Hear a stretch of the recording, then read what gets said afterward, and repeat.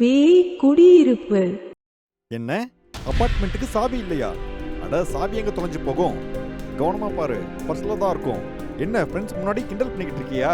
உன்னால ஒரு சாவியை கூட ஒழுங்கா வச்சிட்டு இருக்க முடியாதா? ரித்தீஷ் இப்படி சாவி காணாம போன கோவத்துல நட்டாஷாவை திட்டிக்கிட்டு இருக்காரு. நட்டாஷா எதுவுமே பேசாம ரொம்ப அமைதியா திட்டிட்டு இருக்கிற ரித்தீஷையே பார்த்துட்டு இருக்காங்க. அப்புறம் அழ ஆரம்பிக்கிறாங்க. அட விடு ரித்தீஷ், இவங்க என்ன வேணும்னேவா தொலைச்சிருக்க போறாங்க? நம்ம ஏதாவது பண்ணுவோம். மோகன் இப்படி சொன்னதை கேட்டு நட்டாஷாவுக்கு கொஞ்சமா தைரியம் வந்தது. அப்புறம் அவங்க சொல்றாங்க, அப்படின்னா அந்த சாவி ரெடி பண்றவங்கள நீங்க கூப்பிடலாமே. நட்டாஷாவோட பேச்சை கேட்டு ரித்தீஷ்க்கு இன்னும் அதிகமா கோவம் வந்துருது. நட்டாஷா, இது ஒண்ணும் உன் கிராமம் இல்ல. பக்கத்து வீட்டுல யாரையாவது கூப்பிடலாங்கிறதுக்கு ராத்திரியில சாவி இல்லாம எதுவுமே பண்ண முடியாது. ஐயோ, எங்க ஊர்லயே நிறைய பேர் இந்த வேலை செய்யறவங்க இருக்காங்க. எங்க ஊரே பரவாயில்ல. எவ்வளவு தைரியம் இருந்தா நீ இப்படி எல்லாம் பேசிக்கிட்டு இருப்ப? இன்னும் ஒரு வார்த்தை பேசணும்னு வையி, இனிமே நீ இருக்கவே மாட்ட. ரித்தீஷ் இப்படி சொல்லிட்டு கீழே கிடக்கிற ஒரு கல்லை எடுத்து மூட்டை உடைச்சு அவர் நேரா வீட்டுக்குள்ள போயிடுறாரு. ஆனா நட்டாஷா தான் கண்ணத்தை பிடிச்சுக்கிட்டு வெளியிலேயே அமைதியா நின்னுகிட்டு இருக்காங்க. அண்ணி, நீங்க அழாதீங்க அண்ணி. ரித்தீஷ்க்கு என்னாச்சுனே தெரியல. அவன் இப்படிலாம் பண்ண மாட்டானே. எனக்கு நல்லா தெரியும் அவர் என்கிட்ட மட்டும்தான் இப்படி நடந்துக்கிறாருன்னு சொல்லி. ஏன்னா நான் கிராமத்துல இருந்து வந்த பொண்ணு இல்லையா? ஏன் கிராமத்துல இருந்து வந்த பொண்ணு நான் இப்படிதான் நடந்துக்கணுமா? அப்படிலாம் இல்ல அண்ணி. அண்ணி, அப்படிலாம் ஒன்றும் இல்ல. இப்படி சொல்லிட்டு மோகன் அவரோட கையால நட்டாஷாவோட முகத்தை பிடிச்சு அவங்களோட கண்ணீரை துடைக்க ஆரம்பிக்கிறாரு. அப்ப நட்டாஷாவுக்கு அவரை அடிக்கலாம்னு தோணுது. ஆனா அவங்க எதுவுமே பண்ணல. அவங்க மோகனோட கண்ணை பாக்குறாங்க. அதுல அவ்வளோ அன்பு இருந்தது. தான் கணவர்கிட்ட இதுவரைக்கும் பார்க்காத அன்பை மோகனோட கண்ணில் பாக்குறாங்க. அண்ணே, ரித்தீஷ் ஒரு பெரிய முட்டாள். உங்களை போய் வெறுக்கிறானே. நானா இருந்தா உங்களை ரொம்ப நல்லா வச்சு பார்த்துப்பேன். இப்படி சொல்லிட்டு மோகன் நட்டாஷாவை நோக்கி நட்டாஷாவுக்கு முத்தம் கொடுக்கறதுக்கு பக்கத்துல போறாரு. அப்போ என்ன பண்றீங்க மோகன்? தூர போங்க, தூர போங்க. நட்டாஷா மோகன் கிட்ட இருந்து உடனடியா விலகி வேகமா வீட்டுக்குள்ள போயிட்டாங்க. அடுத்த நாள் காலையில ரித்தீஷோட மொபைலுக்கு ஒரு நோட்டிபிகேஷன் வருது. ரித்தீஷ் உடனே தூக்கத்துல இருந்து எழுந்து பாக்குறாரு.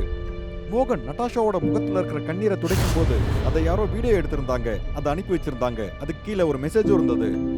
எனக்கு உன்கிட்ட கிடைக்காத பாசம் எனக்கு மோகன் கிட்ட கிடைச்சிருக்கு. நான் மோகன் கூட போறேன். தயவு செய்து என்ன தேடாத, சரியா? இந்த மெசேஜை பார்த்ததும் ரித்தீஷோட கண்கள் ஈரமாகுது. உடனே அவரோட மாமனாருக்கு போன் பண்ணி நடந்த எல்லாத்தையுமே சொல்றாரு. நட்டாஷா என்ன பண்ணாங்கன்னு அவர் சொல்றாரு. நட்டாஷாவை நான் மறுபடியும் வீட்டுக்கு கூட்டிட்டு வருவேன்னு ரித்தீஷ் போன்ல சொன்னாரு. இந்த விஷயத்தெல்லாம் கேட்ட நட்டாஷாவோட அப்பா ரொம்ப கோவத்தோட சொல்றாரு, அவளை என்ன பண்றன்னு பாரு. அவ வேற ஒருத்தனோட ஓடி போய் அவ என்னோட குடும்ப மானத்தையே வாங்கிட்டா. அதுக்கு அர்த்தம் அவ செத்து போயிட்டா. அவ செத்து போனதா நீங்களும் நினைச்சிட்டு உங்க வாழ்க்கையில முன்னேற பாருங்க. நட்டாஷாவோட அப்பா ரொம்பவே பாரம்பரியமானவரு. ஒருவேளை நட்டாஷா இவர் முன்னாடி வந்து நின்னா நட்டாஷா பண்ண தப்புக்கு நட்டாஷாவோட தலையை எடுத்துருவாரு. இது ரித்தீஷ்க்கும் தெரியும். அவ திரும்பி வரவே மாட்டான்னு. அங்கிள், எனக்கும் அதான் தோணுது அங்கிள். அவ இனிமே திரும்பி வரமாட்டான்னு. அவ இல்லாம என்னால இந்த வீட்டுல இருக்கவே முடியாது. நான் மறுபடியும் லண்டனுக்கே போயிடுறேன். இப்படி சொல்லிட்டு ரித்தீஷ் அவரோட பொருட்களெல்லாம் எடுத்து பேக் பண்ணிட்டு ஏர்போர்ட்டை நோக்கி போறாரு. லண்டனுக்கு போயிட்டு 5 வருஷம் கழிச்சு மறுபடியும் இந்தியா வராரு. ஆனா இந்த முறை தனியா வரல. அவர் கூட ஒரு பொண்ணையும் கூட்டிட்டு வந்திருந்தாரு. ஏஞ்சலா, டாக்ஸி இங்க இருக்கு. நீ அங்க என்ன பண்ணிட்டு இருக்க? ஏஞ்சலா ரித்தீஷோட கேர்ள் ஃப்ரெண்ட். அவர் ஏஞ்சலாவை தான் அப்பல இருந்து லவ் பண்ணிட்டு இருந்தாரு. அவரோட குடும்பத்தோட வற்புறுத்தலால தான் நட்டாஷாவை அவர் கல்யாணம் பண்ணியிருந்தாரு. இவருக்கு கல்யாணம் ஆயிருந்ததால ஏஞ்சலா லண்டனுக்கு போயிருந்தாங்க. நட்டாஷா இவரை விட்டு போனதுக்கு அப்புறம் இவர் மறுபடியும் லண்டன் போய் ஏஞ்சலாவை கூட்டிட்டு வந்திருக்காரு. ரித்தீஷ் பேபி, நாம எங்க போய்கிட்டு இருக்கோம்? நட்டாஷாவை கல்யாணம் பண்ணதால வரதட்சணை எனக்கு ஒரு அபார்ட்மெண்ட் கிடைச்சது. இப்போ நம்ம அங்க போலாம். அந்த அபார்ட்மெண்ட் இன்னும் என் பேர்ல தான் இருக்கு. ஓ இல்ல ரித்தீஷ், நான் அந்த அபார்ட்மெண்ட்ல வந்து இருக்க மாட்டேன். அங்க வேற ஒருத்தங்க கூட நீ இருந்திருக்க. ஓ பேபி, கொஞ்ச நாள் தானே. அந்த அபார்ட்மெண்ட்டை வித்துட்டு நம்ம வேற எங்கேயாவது ஷிஃப்ட் ஆயிடலாம். கொஞ்ச நாள் அந்த இடத்துல தங்குறதுக்கு ஏஞ்சலா சம்மதிக்கிறாங்க. கார் ரொம்ப விலை உயர்ந்த சொசைட்டிக்கு வெளியில வந்து நிக்குது. ரித்தீஷ் அந்த வீட்டோட சாவியை ஏஞ்சலா கிட்ட கொடுத்து சொல்றாரு, பேபி, நம்ம அபார்ட்மெண்ட் 6வது மாடியில இருக்கு. நீ பொருள் எடுத்துட்டு அங்க போ. இந்த சாவி. ஏஞ்சலா லிஃப்ட்ல ஏறி நேரா அவங்க 6வது மாடிக்கு போறாங்க. லிஃப்ட் நின்னதும் அந்த லிஃப்டோட கதவு திறந்த உடனே இவங்களோட வீட்டு கதவு தெரியுது. ஏஞ்சலா அந்த கதவுக்கு பக்கத்துல போய் நிக்கிறாங்க. அவங்க சாவி எடுத்து திறக்க போகும்போது அந்த வீட்டு கதவு தன்னால திறக்குது. அப்ப ஏஞ்சலா ரொம்ப குளிர்ச்சியா உணர்றாங்க. அவங்க அபார்ட்மெண்ட்டுக்குள்ள போய் வீட்டுக்கு லைட் போடுறாங்க. அவங்க அவங்களோட பொருட்களெல்லாம் வச்சுட்டு நேரா வாஷ்ரூமுக்கு போறாங்க. அவங்க அவங்களோட கண்ணை மூடிக்கிட்டு முகத்தை வாஷ் பண்றாங்க. அப்புறம் அவங்க அவங்களோட முகத்தை கண்ணாடியில பார்க்கறாங்க. அவங்களோட முகம் முழுவதும் ரத்தக்கரையா இருந்தது. ஏஞ்சலாவுக்கு பின்னாடி ஏதோ ஒரு பொண்ணு நின்றுட்டு இருந்தாங்க. அவங்களோட முகம் மங்களா தெரிஞ்சது. ஏஞ்சலா இதை பார்த்து ரொம்ப சத்தமா கத்த ஆரம்பிக்கிறாங்க. அப்ப திடீர்னு யாரோ கதவை தட்டுற சத்தம் கேக்குது. பேபி என்னாச்சு? நீ ஏன் கத்திட்டு இருக்க? கதவை திற. ஏஞ்சலா வேக வேகமா கதவை திறந்து முன்னாடி இருக்கிற ரித்திஷை கட்டி பிடிச்சுக்கிட்டு சொல்றாங்க, என் முகம் ஃபுல்லா ஒரே ரத்தமா தெரிஞ்சது. அப்புறம் ஒரு பொண்ணு கூட இருக்கு ரிதேஷ். எனக்கு ரொம்ப பயமா இருக்கு. ரித்திஷ் ஏஞ்சலாவுக்கு சமாதானம் சொல்ற மாதிரி சொல்றாரு. ரத்தமா எங்க? இங்க எங்கேயுமே காணுமே. ஏஞ்சலா திரும்பி பார்த்த உடனே ரத்தத்துக்கான எந்த ஒரு அறிகுறியும் அங்க இல்ல. அப்புறம் அந்த பாத்ரூம்ல அவங்கள தவிர வேற யாருமே இல்ல. நான் சொல்றத நம்பு. நான் உண்மையா தான் சொல்றேன். பேபி நீ டயர்டா இருக்கடா. எதுவும் குழப்பிக்க வேண்டாம். போய் ரெஸ்ட் எடு போ. இல்ல ரிதேஷ், இந்த வீட்ல ஏதோ இருக்கு. வீட்டுக்குள்ள வரும்பொழுது கூட டோர் தானா திறந்துடுச்சு. நீ என்ன பேசிக்கிட்டு இருக்க? கதவை இப்படி தானா திறக்கும்? ரித்திஷ் இப்படி சொல்லிட்டு பாத்ரூம்குள்ள போறாரு. அப்ப திடீர்னு ஒரு சத்தம் கேட்டு 2 பேரும் நேரா ஹாலுக்கு ஓடி போறாங்க.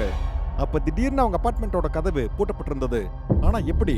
இவங்க 2 பேரும் உள்ள இருக்கும்போது வெளியில இருந்து யார் கதவு பூட்டிருப்பாங்க? நான் தான் சொல்றேன்ல ரிதேஷ், இங்க ஏதோ பிரச்சனை இருக்கு. ஏய், யாருங்க? யார் கதவு மூடுனது? ஏன் பேசாம இருக்கீங்க? முன்னாடி வாங்க. ரித்திஷ் இப்படி சொல்லி முடிச்சதும் திடீர்னு அவருக்கு ஒரு அதிர்ச்சி ஏற்படுது. அப்புறம் ஹால்ல வைக்கப்பட்டிருந்த ஒரு டேபிள் மேல போய் விழுறாரு. அந்த டேபிள் உடைஞ்சு நொறுங்கிருது. ரிதேஷ்! ஏஞ்சலா இப்படி கத்திக்கிட்டே ரித்தேஷை நோக்கி வேகமா போறாங்க. அப்ப திடீர்னு யாரோ ஒருத்தங்க தன்னை பிடிச்சு இழுக்கிற மாதிரி ஏஞ்சலாவுக்கு தோணுது. ரித்தேஷால எந்திரிக்க முடியல. அதால அவர் அமைதியா படுத்துக்கிறாரு. அப்புறம் மெதுவா அவரோட கண் முன்னாடியே ஏஞ்சலா மெதுவா ஒரு ரூம்குள்ள கவர்ந்து போறாங்க. ரித்தேஷ் எப்படியோ தள்ளாடி விழுந்து மெதுவா தள்ளாடியபடியே ஏஞ்சலா போன அந்த ரூம்குள்ள போறாரு. ஆனா அந்த ரூம்ல ஏஞ்சலா எங்கேயும் காணோம். ஏஞ்சலா நீ எங்க இருக்க? ஏஞ்சலாவை தேடிக்கிட்டு ரித்தேஷ் அந்த ரூம்ல இருக்கிற அலமாரியை திறக்கிறாரு. அந்த அலமாரியில இருந்து ஒரு பிணம் வந்து கீழே விழுது. அது ரித்தேஷ் மேலேயே விழுந்துருது. ரித்தேஷ் தான் மேல இருந்த அந்த பிணத்தை தள்ளி விட்டுட்டு ரொம்ப சத்தமா கத்தி சொல்றாரு, மோகன்! ஏஞ்சலா நீ எங்க இருக்க? ஏஞ்சலா! இல்ல என்ன நடக்குதுங்க ரிதேஷ்? உன்னோட மனைவி மோகன் கூட ஓடி போயிட்டான்னு சொன்ன. இப்ப என்ன இது? எனக்கு எப்படி தெரியும்? உனக்கு தெரியலனா தெரிஞ்சுக்கோ ரிதேஷ். ஏஞ்சலா இப்படி கூரையில தொங்கிக்கிட்டே சத்தமா கத்தி ரித்தேஷ் கிட்ட சொல்லிக்கிட்டு இருக்காங்க. ரித்தேஷ்க்கு பயத்துல தொண்டை வறண்டு போயிடுச்சு. ஏன்னா அங்க கேட்டது ஏஞ்சலாவோட குரல் இல்ல, அது வேற யாரும் இல்ல, நட்டாஷாவோட குரல் தான். ஏஞ்சலாவுக்கு பின்னாடி நட்டாஷாவோட ஆத்மா இருந்தது.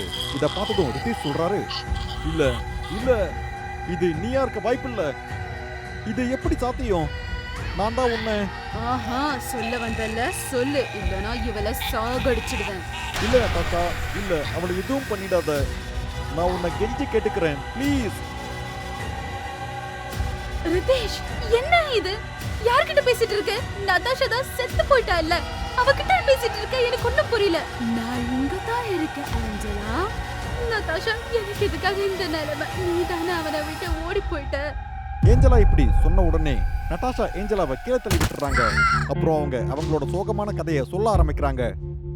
என்னடி, என்ன பார்த்தா ஓடி போயிட்டவ மாதிரி தெரியுதா? எனக்கு என்ன நடந்துச்சுன்னு உன் ரிதேஷ கேளு. அவ எல்லா உண்மையும் சொல்லுவான். அன்னைக்கு மோகன் அப்படி பேச சொன்னதே ரித்தீஷ் தான் எல்லா பிளானையும் பண்ணாரு. அவங்க 2 பேரும் நெருங்கி பேசிட்டு இருக்கும்போது ரித்தீஷ் தான் வீடியோ எடுத்தாரு. அப்புறம் அடுத்த நாள் காலையில நட்டாஷாவோட போனை எடுத்து அவர் தனக்கு தானே நட்டாஷா மெசேஜ் பண்ண மாதிரி அவரே பண்ணிக்கிட்டாரு. அப்புறம் அவர் லண்டனுக்கு கிளம்பி போயிட்டாரு.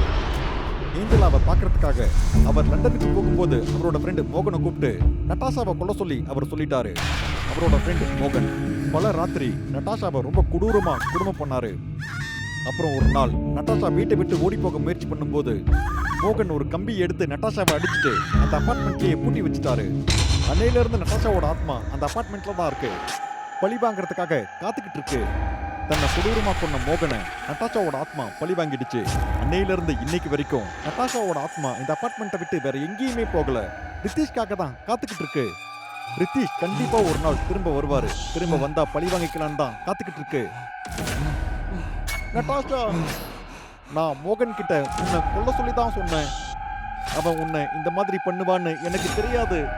உனக்கு வெக்கமா இல்லையா ரித்தீஷ்? உனக்கு வெக்கமா இல்ல? எப்படி பண்ண முடியும்? ஏஞ்சலா, இதெல்லாம் நான் உனக்காக தான் பண்ணேன். ஏஞ்சலா, இல்ல ரித்தீஷ், நீ இவ்வளவு மோசமானவனா இருப்பேன்னு நான் நினைச்சு கூட பார்க்கல. இவங்க ரெண்டு பேரும் பேசிட்டு இருக்கிறத பார்த்து ஏஞ்சலா சத்தமா கத்துறாங்க. அப்புறம் ஏஞ்சலாவை பிடிச்சு தரையில தள்ளி விட்டுட்டு நட்டாஷா சொல்றாங்க, அத நிறுத்துடா உன்னோட நாடகத்தை. இவள உயிரோட விடணும்னா நான் நேர்மையானவனை எல்லாருக்கும் சொல்லு. ரித்தீஷ்க்கு ஒரு விஷயம் புரிஞ்சிருச்சு. நட்டாஷாவோட அப்பா நட்டாஷா ஓடி போயிட்டாங்கன்னு சொன்ன உடனே நட்டாஷாவையே கொல்ல துணிஞ்சாரு. தான் மக பண்ண தப்புக்காக தன்னோட மகளையே கொல்ல நினைச்ச ஒருத்தர் தான் மகளை கொன்னவரை சும்மா விட்டுருவாரா? தான் மகளை கொன்னது யாரா இருந்தாலும் அவங்கள அவர் நரகத்துக்கு அனுப்பி வைப்பாரு. ஆனா ரித்தீஷ் நட்டாஷாவோட அப்பாவுக்கு கால் பண்ணி சொல்லலன்னா ஏஞ்சலாவை அவரால் காப்பாற்ற முடியாது. அதால அவர் போன் பண்ணி சொன்னாரு, ரித்தீஷ், நீ என்னோட மகளுக்கு பண்ணது ஒரு பெரிய தப்பு. என் துப்பாக்கியோட தோட்டாவுக்கு நீ பதில் சொல்லிதான் ஆகணும். இனி நீ உயிரோட இருக்க மாட்ட. போன் கட் பண்ண உடனே நட்டாஷா காணாம போயிட்டாங்க. அப்ப ரித்தீஷ் ஏஞ்சலா கிட்ட சொல்றாரு, வா ஏஞ்சலா, நம்ம இங்க இருந்து போயிடலாம், இல்ல நம்ம நிலைமை மோசமாயிடும். ரித்தீஷ், நான் செத்தா கூட பரவாயில்ல, ஆனா உன்ன மாதிரி மோசமான ஆளு கூட வாழ மாட்டேன் நானு. இப்படி சொல்லிட்டு ஏஞ்சலா ரித்தீஷை விட்டுட்டு போயிட்டாங்க. அப்ப ரித்தீஷ் கண்ணீர் விட்டு அழ ஆரம்பிக்கிறாரு. அப்புறம் கொஞ்ச நேரம் கழிச்சதும் அவர் அந்த இடத்தை விட்டு உடனடியா போகணும் அப்படிங்கிற விஷயம் அவருக்கு ஞாபகத்துக்கு வருது. அவர் அந்த வீட்டை விட்டு வெளியே கிளம்பி போகும்போது அப்ப திடீர்னு அவர் முன்னாடி நட்டாஷா வராங்க. அடடடடடடடடா, எங்க ஓடி போற? சாகறதுக்கு அவ்வளவு ஆசையா இருக்கா ரித்தீஷ்? ரித்தீஷ் நட்டாஷாவுக்கு எந்த ஒரு பதிலையும் சொல்லல. நேரா அவர் வாசலை நோக்கி போறாரு. அப்ப நட்டாஷா அவர் முன்னாடி வந்து ரித்தீஷை ரொம்ப வேகமா தள்ளி விடுறாங்க. அப்ப ரித்தீஷ் நேரா பறந்து போய் சுவர்ல மாட்டி வச்சிருக்கிற மான் கொம்பு மேல விழுறாரு. அப்படியே அவர் இறந்து போயிடுறாரு. அப்புறம் அடுத்த நாள் காலையில நட்டாஷாவோட அப்பா அந்த இடத்துக்கு வந்து பார்க்கும்போது ரித்தீஷ் சுவர்ல குணமா தொங்கிட்டு இருந்தாரு. நட்டாஷாவோட அப்பா வந்து அவர் துப்பாக்கியால ரித்தீஷோட நெஞ்சிலேயே சுடுறாரு. அப்புறம் டேபிள் மேல வைக்கப்பட்டிருந்த நட்டாஷாவோட போட்டோ எடுத்து அதை பார்த்து அவர் அழ ஆரம்பிக்கிறாரு. என் மகளே, யாரோ ஒருத்தங்க உன்னை சொன்னதை கேட்டு நான் உன்னை தப்பா புரிஞ்சுக்கிட்டேன். நான் அப்படி பண்ணிருக்க கூடாது மகளே. நான் பண்ணதுக்கு என்ன மன்னிச்சிரு மகளே. கடவுளே, உங்களுக்கு இரக்கமே இல்லையா? என் மகளை எங்கிட்ட இருந்து பிரிச்சிட்டீங்களே. நான் ஒரு நல்ல பையனை பார்த்து கல்யாணம் பண்ணி வச்சிருக்கணும். நான் பெரிய தப்பு பண்ணிட்டேன். நான் இவனுக்கு கல்யாணம் பண்ணி வச்சுட்டேன். மகளே, என்ன மன்னிச்சிருமா. மகளே, என்ன மன்னிச்சிருமா. பயங்கரமா இருக்கிற இந்த மாதிரியான கதைகளை பார்க்கறதுக்காக டூடு டிவி ஹாரர் தமிழுக்கு உடனே சப்ஸ்கிரைப் பண்ணுங்க. அப்புறம் உங்களோட கதையும் இந்த உலகத்துல இருக்கிறவங்க பார்க்கணும்னு நீங்க ஆசைப்பட்டீங்கன்னா உடனே டூடு டிவி மெயில் அட்ரஸ்க்கு உங்களோட கதையை அனுப்புங்க.